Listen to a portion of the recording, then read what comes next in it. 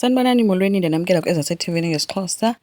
UKwenzo uqhubekile ke nokuxelela uSibongile ngokumthanda kwakhe, ethi uzama nokumnceda. Hayi ke uSibongile umnika amagaqa akhe, ethi awundincedi, ethi awuzundixelela ngoba uzama ukunceda mna, uyandithanda ngenxa yentlupheko yam. UKwenzo uthe noba uNomalanga ukhona, hayi ke kangaligqibe ke elo, wayenza klike ke uSibongile yoba yena unguSibongile Mbambo, ngeke abe likhwapha lakhe. Kungoku yena uzofunda eXhopho College ngenxa yakhe and kungenzeka angabi nawo nomsebenzi ngenxa yakhe. Etsho ethi makahambe emtshove eyomfaka emotweni ke ukwenza umke kukube ephoxekile yilena into. Xa efika endlini ufikela kuNomalanga ophoxekileyo yena kuqala, ethi akaqala ukungenza le nto yokunyamalela xa kufuneka bedibene ne-wedding planner yabo. UPablo wabe ke seqaphela noba ishethi ishwabene and iqhawekelwe nangamaqhosha, wabuza uba kwenzekeni. Angakwazi ukuyiphendula ke leyo Kwenzo usuke wacela amenzele ifeyva. Waba uNomalanga esothiswa yinto ubufuna ifeyva kum wena, wathi wamcela badibane kwaDlamini for idinner late. Vumile ke. I-competition isaqhubeka kubasebenzi kodwa uThuli akayekanga ukubasabotaja abanye. UMamV uthe efaka impahla emhlophe kwi-washing machine washiya apho, kanti uThuli uzoshiyeka echwechwa eyoxuba impahla ezeminye imibala ebomvu nehlaza wayifaka phakathi kuloo mshini. UMamV uthe xa efika ezokhupha impahla wothuswa kukubona impahla inemibalabala, into ezimhlophe. Warhayiza ke sithi kodwa ngubani uThixo ongandenza kanjeni, hayi umsebenzi wam uyaphela. Wabekhwaza ke, bafika ke bonke abanye bezotsheka. Xa befika kwinto enjena wabesebuza uNomfundo uba kwenzekani, kanti Thuli uthe yena le competition izobaxabanisa le ngoba ngoku cacile uba benzelane ezi zinto zimbi. uNomfundo uthe kofuneka iyeke kwale nto le competition. UNeli uthe ngeke bayidinga imali, ayikwazi ukuyekwa. Wabe sebashiya apho uNomfundo esithi cela basixinele mess. Umxelele ke uPhetheni uNomfundo ngayo yonke le nto eyenzekayo. uPhetheni beyihleka ke ethi kungenzeka into yoba bayasabothajana. uNomfundo uthe ingathi ngebeyiyeka kwale competition. Wabe sesithi ke uPhetheni ke uzomncedisa ke xa esenza ii-rounds. uPhetheni ke ufowunele uDeliwe ethi kanti umthetho wakhona uSibongile lo ubuya nini, eze na azomlanda. uDeliwe uthe akakabikho rayithi uSibongile kodwa ke uyabuya namhlanje nakanjani. Wayibhebhetha ke leyo uba ethi ufuna uzomthatha ngokwakhe. Nanko ke empakishela ke uSibongile ethi makahambe. Uthe nje ujangase akho mntu ohambayo apha and ilizwi lakhe lokugqibela, kodwa uDeliwe uthe akazumbukela emosha i-future yomntana yena. uSibongile uphinda iyunivesithi le wayeyivuyela ngoku uSibongile wayepase umatriki. uJangase utsho wancama ke emkhumbuza noba nguye indoda phaa, ilizwi lakhe lawugqibela, kodwa uDeliwe ubambe uSibongile ngesandla ethi mabahambe.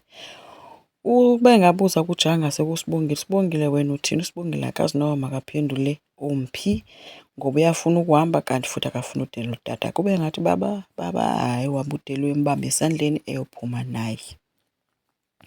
uZakes yena ufonele uVelephi emxelela into yoba yena uzozibulala ngoba kaloku akakwazi ukumxolela. uVelephi ke ushiye yonke into ebeyenza emsebenzini wagijima esiya endlini kaZakes eyomkroba. Uthe xa efika wafikela kuZakes oqubude etafileni. Uthe ke omnye ngoba awunanto ke uyahamba xa sebeqalile ke bethetha. uZakes umvalele ke uthi akho mntu ozophuma phaa.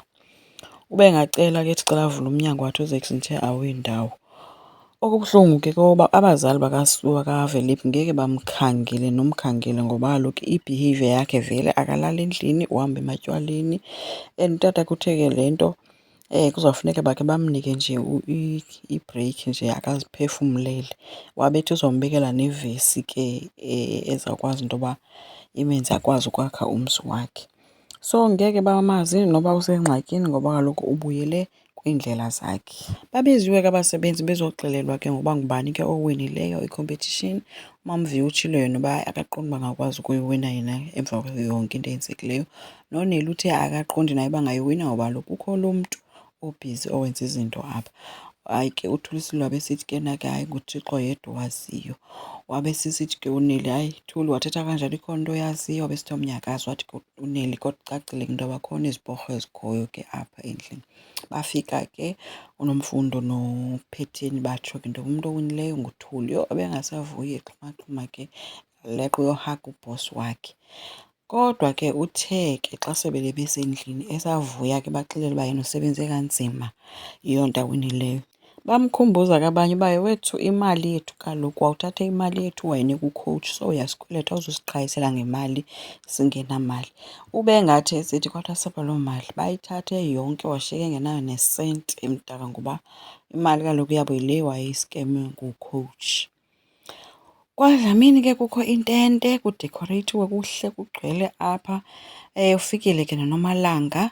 UKwenzo uye waphakama ke wabetha ke iglasi ke ethi ucela i-attention yabo bonke abantu. Njengaye ngoba mane senza ijoke ke ethi ungabi kanti ucinga uzofuna imali kum mna andinayo, kwabe kuhlekwa ke. Kodwa kutshilo ke yena wathi andiqala ukuthanda umntu ena-16 years kodwa uqaphele ukuba wayedlala ngoku esemncinci kodwa ngoku uyazibona ukuba uyathanda nyani.